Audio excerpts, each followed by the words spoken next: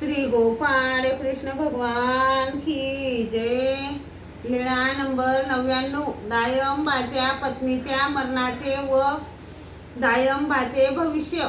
एके दिवशी सर्वज्ञ आसनावर बसलेले होते। जवळ दायंबा बसलेले होते।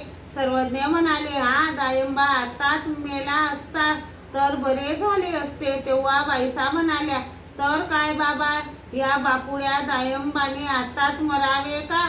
सर्वज्ञ म्हणाले, तसे नाही बाई, दायंबा सध्या मरत नाही, पण जे मरणार आहे तेच मरेल। सर्वज्ञ पुढे म्हणाले, त्यामुळे दायंबा मोठा दुःखी होईल आणि मग तो दुसऱ्यांदा विवाह करील, तिला 2 मुले होतील। मग तसेच घडले। त्यांच्या दुसऱ्या पत्नीचे नाव कोमाईसा।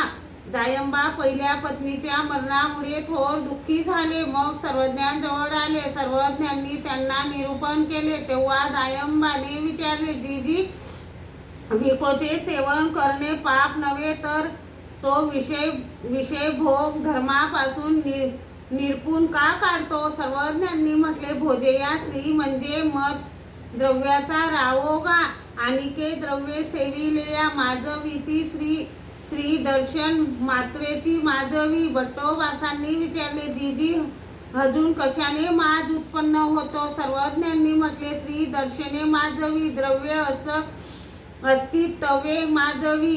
श्री गोपाळ कृष्ण भगवान की जय।